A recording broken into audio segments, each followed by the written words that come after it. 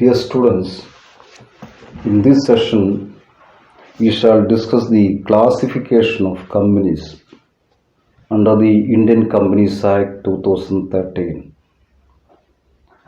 ഈ ഒരു ടോപ്പിക് അല്ലെങ്കിൽ ഇതൊരു ഫുൾ ക്വസ്റ്റ്യൻ ആയിട്ട് 15 മാർക്കിന് വേണമെങ്കിൽ ചോദിക്കാവുന്നതാണ്. Briefly explain the classification of companies under the Companies Act 2013. അപ്പോൾ നമ്മൾ കമ്പനികളെ 2013 ആക്ട് പ്രകാരം ക്ലാസിഫൈ ചെയ്യുകയാണ് എങ്കിൽ നമ്മളതിനൊരു 10 ബേസിസ് ആണ് കൊടുത്തിരിക്കുന്ന ക്ലാസിഫിക്കേഷന്. അപ്പോൾ ആദ്യമായിട്ട് we can classify the companies on the basis of incorporation. Registration അല്ലെങ്കിൽ ഇൻകോർപ്പറേഷൻ്റെ അടിസ്ഥാനത്തിൽ കമ്പനികളെ ക്ലാസിഫൈ ചെയ്യുകയാണെങ്കിൽ അവിടെ ഒരു 3 തരത്തിലുള്ള കമ്പനികളാണ്: statutory companies, then registered companies and chartered companies. രണ്ടാമത്തെ ക്ലാസിഫിക്കേഷൻ വരുന്നത് on the basis of liability. കമ്പനികളുടെ ഷെയർ ഹോൾഡേഴ്സിൻ്റെ ലയബിലിറ്റിയുടെ അടിസ്ഥാനത്തിൽ കമ്പനികളെ ക്ലാസിഫൈ ചെയ്യുകയാണെങ്കിൽ ഒന്ന് companies with limited liability. Companies with limited liability, അതിൽ A, liability limited by shares, B, liability limited by guarantee. Shareholders' liability limited by shares and limited by guarantee. Then again we can have companies with unlimited liability. ഇത് ലയബിലിറ്റിയുടെ അടിസ്ഥാനത്തിൽ കമ്പനികളെ classify ചെയ്യുമ്പോഴാണ് limited liability കമ്പനികളും അതിൽ തന്നെ liability limited by shares, then liability limited by guarantee and unlimited liability കമ്പനികൾ. നമ്മൾ മൂന്നാമതായിട്ട് companies can be classified on the basis of number of members.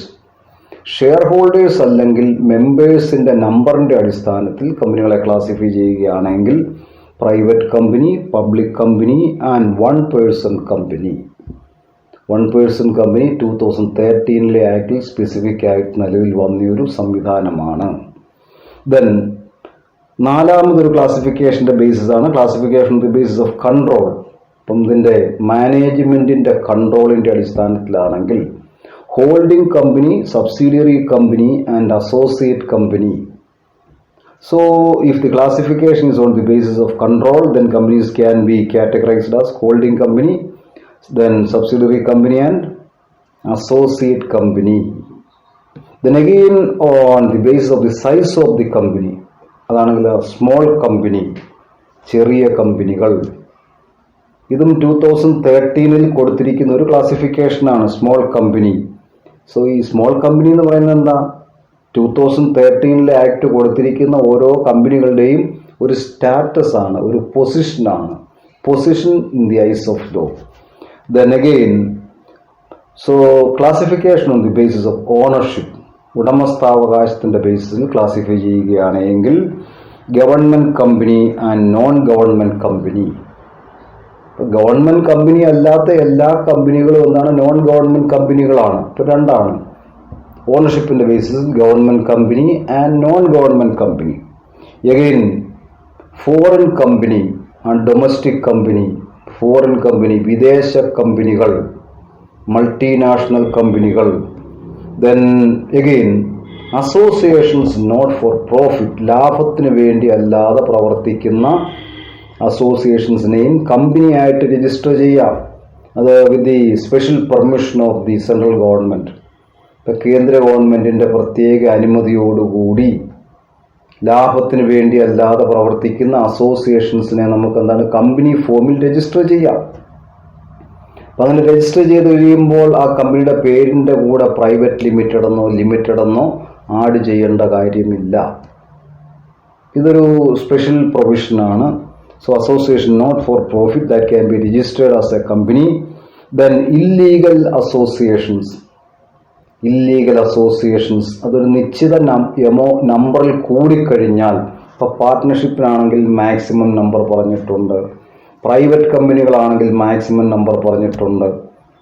ഈ രീതിയിലുള്ള ഓർഗനൈസേഷൻസിലെ മാക്സിമം നമ്പർ ഓഫ് ഷെയർ ഹോൾഡേഴ്സോ മാക്സിമം നമ്പർ ഓഫ് പാർട്ട്നേഴ്സിൻ്റെ എണ്ണം ആ പരിധി വിട്ട് കഴിഞ്ഞാൽ that becomes an illegal association.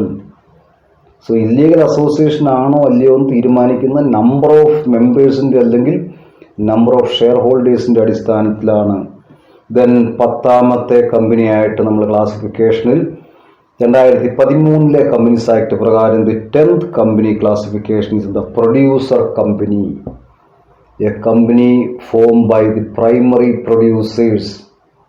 Primary producers നമ്മുടെ ആ പ്രൈമറി സെക്ടറിൽ പ്രവർത്തിക്കുന്ന ആളുകൾ, അഗ്രികൾച്ചർ ആൻഡ് അലൈഡ് ആക്ടിവിറ്റിയിൽ പ്രവർത്തിക്കുന്ന ആളുകൾ ഒരു കമ്പനി ഫോം ചെയ്യുകയാണ് എങ്കിൽ അങ്ങനെയുള്ള കമ്പനികളെ എന്തായിട്ട് അറിയപ്പെടും? പ്രൊഡ്യൂസർ കമ്പനികൾ. ഇതാണ് ഒരു ജനറൽ ഇൻട്രഡക്ഷൻ ആയിട്ട് നമ്മൾ ഓർത്തിരിക്കേണ്ടത്. Classification of companies under the Indian companies act 2013. നമ്മളിനി ഓരോ ക്ലാസിഫിക്കേഷനിലെ ഓരോ കമ്പനികളെ കുറിച്ചും ഡീറ്റെയിൽഡ് ആയിട്ട് ഡിസ്കസ് ചെയ്യുകയാണെങ്കിൽ first we shall come to the statutory companies. Statutory company എന്ന companies that are incorporated by a special act passed by the parliament or state legislature, that is statutory company. ഇപ്പോൾ statutory കമ്പനികൾ എന്താണ്?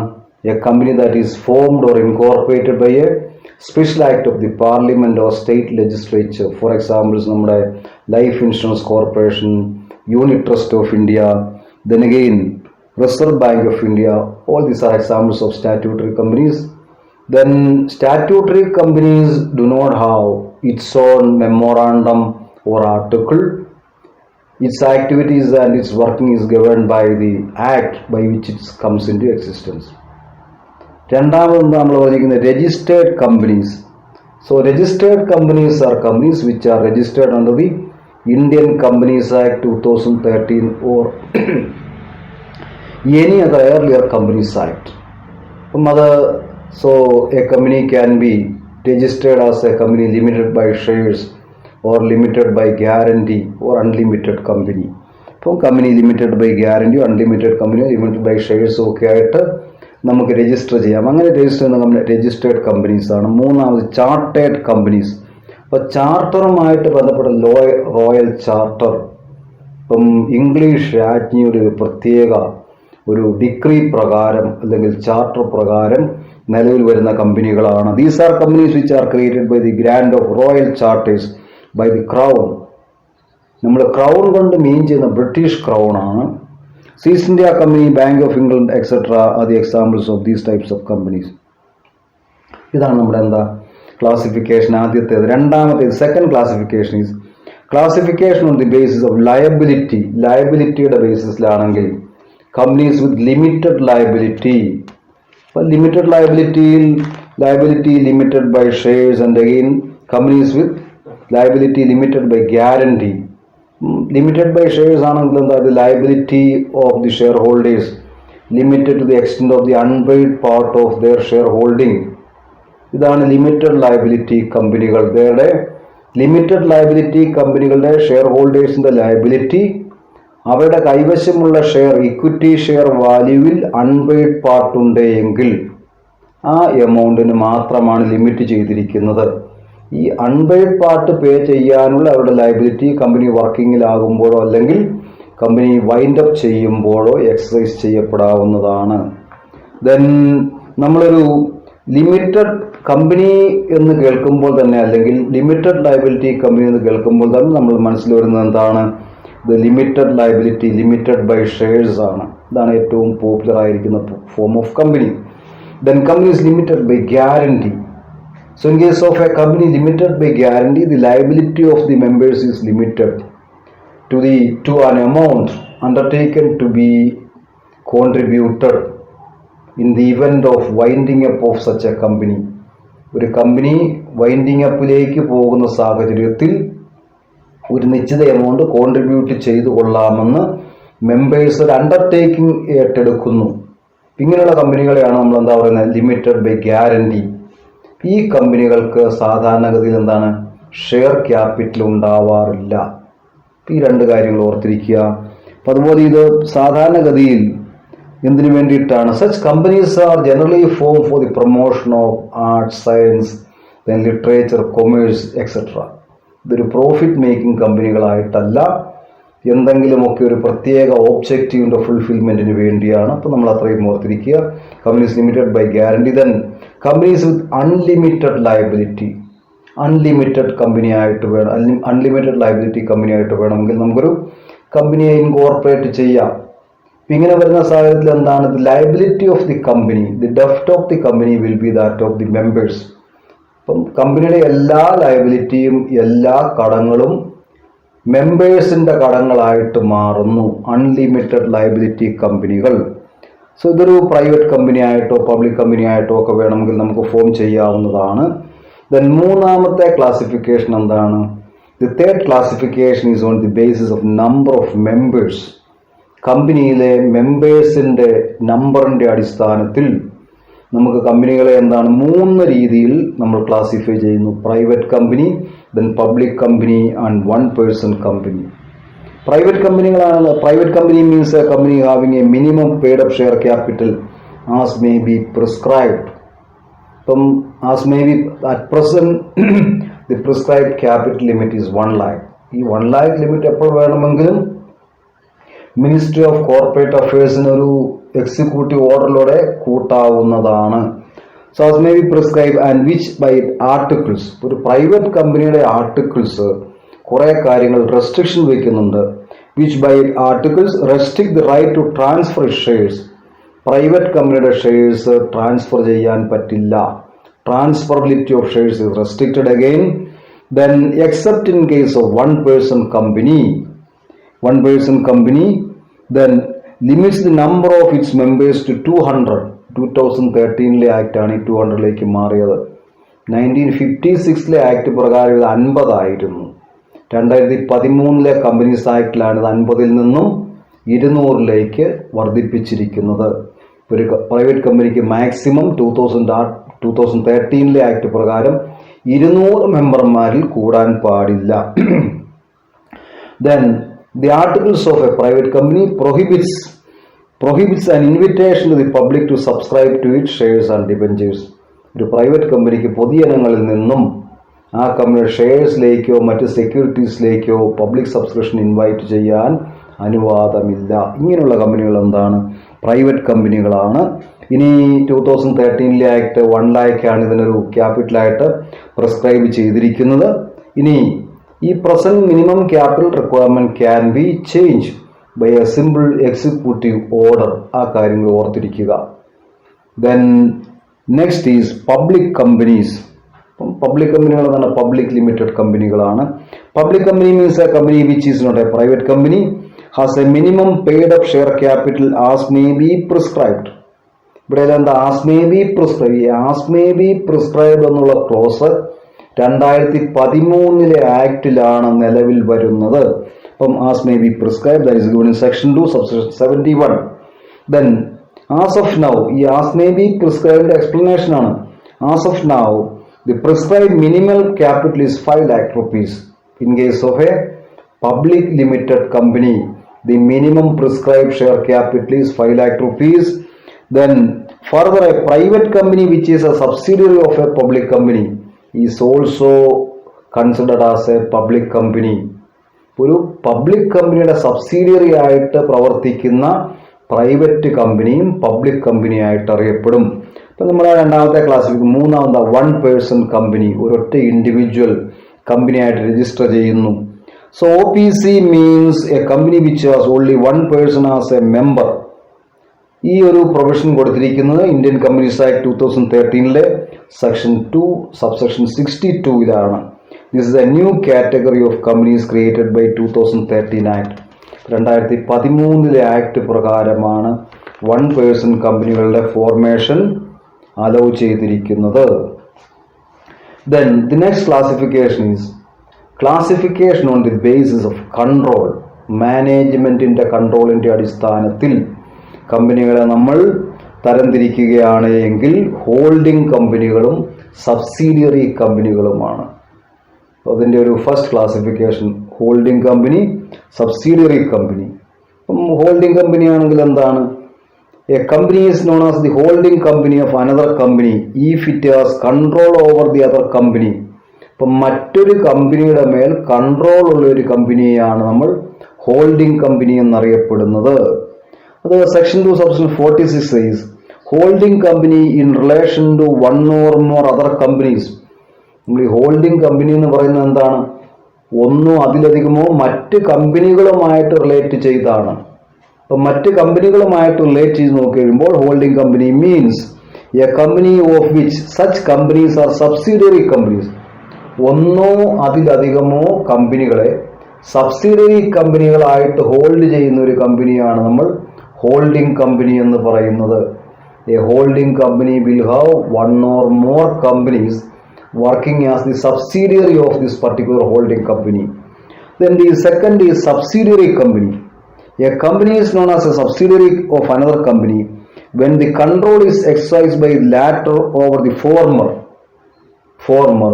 called a subsidiary company. അപ്പോൾ മറ്റൊരു കമ്പനിയാണ് ഒരു കമ്പനിയുടെ അഫയേഴ്സിന്റെ മേൽ അല്ലെങ്കിൽ ഒരു കമ്പനിയുടെ കൺട്രോൾ ചെയ്യുന്ന ഒരു കമ്പനിയെ കൺട്രോൾ ചെയ്യുന്നതെങ്കിൽ അങ്ങനെ കൺട്രോൾ ചെയ്യപ്പെടുന്ന കമ്പനിയാണ് സബ്സിഡിയറി കമ്പനിയായിട്ട് അറിയപ്പെടുന്നത്.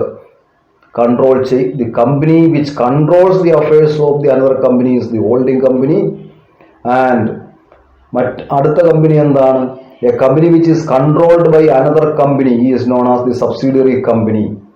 ഹോൾഡിംഗ് കമ്പനിയും സബ്സിഡിയറി കമ്പനിയും ഉണ്ട്. ദെൻ ഹോൾഡിംഗ് കമ്പനിയായിട്ട് ബന്ധപ്പെട്ട് according to section 2 subsection 87 a company is a subsidiary of another company in the following 3 cases.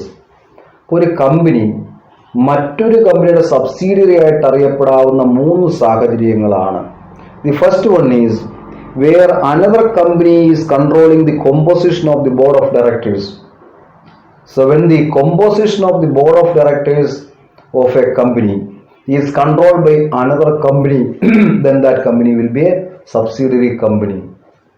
So if the affairs of company S is controlled by company H, if the composition of the board of directors is controlled by another company, such a company is known as a subsidiary company.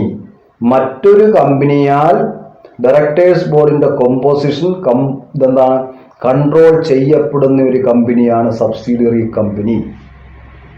Then the second case is where another company is holding a majority of shares.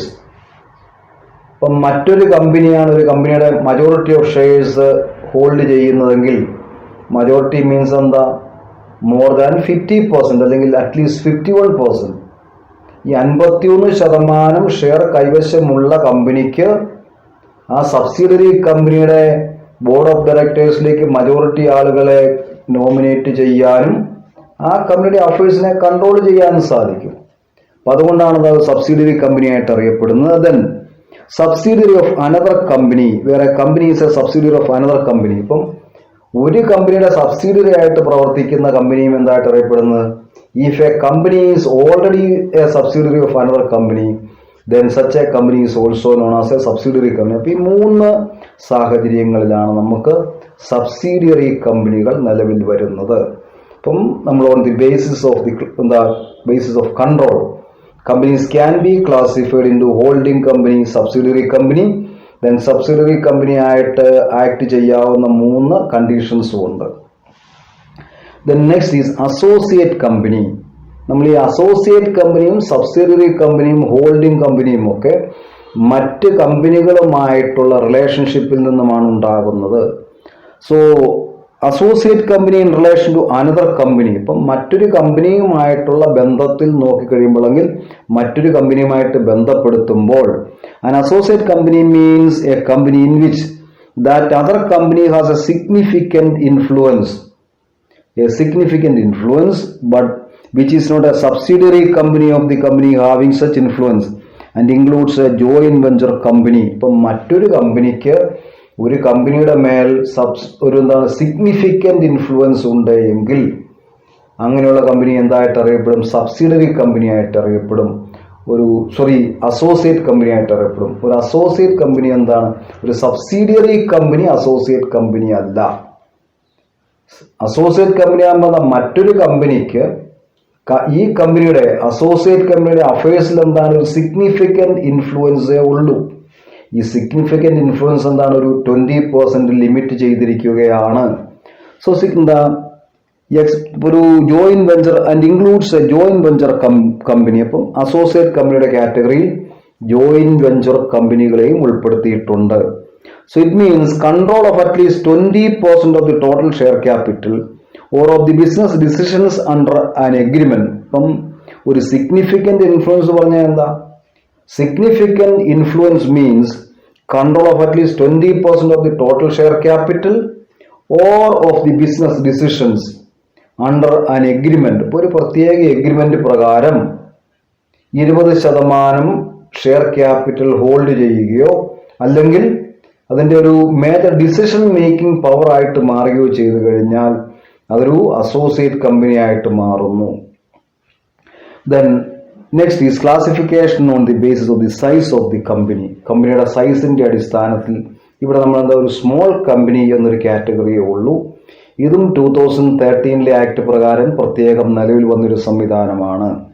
A small company is defined as a company of an other than a public company. ഒരു public company ഒരിക്കലും small കമ്പനിയുടെ കാറ്റഗറിയിൽ വരില്ല. Then in case of a small company is paid up share capital which does not exceed 50 lakh. അപ്പം ആദ്യം പറഞ്ഞിരിക്കുന്നത് എന്താ? ഒരു സ്മോൾ കമ്പനി ആണെങ്കിൽ അതിന്റെ പെയ്ഡ് അപ്പ് ഷെയർ ക്യാപിറ്റൽ 50 ലക്ഷത്തിൽ കൂടാൻ പാടില്ല. Again or such higher amount as may be prescribe which shall not be more than 5 crore. ഇപ്പം 2013 ആക്ടിൽ പറഞ്ഞിരിക്കുന്നത് 50 ലക്ഷമോ അല്ലെങ്കിൽ ministry of corporate affairs revise ചെയ്യുന്ന എമൗണ്ടോ 5 കോടിയിൽ കൂടാൻ പാടില്ല. രണ്ടാമത് ഇതിന്റെ ടേൺ ഓവർ എന്താണ്? Turn over of which as per its last profit and loss account does not exceed 2 crores or such higher amount as may be prescribe which shall not be more than 20 crore rupees.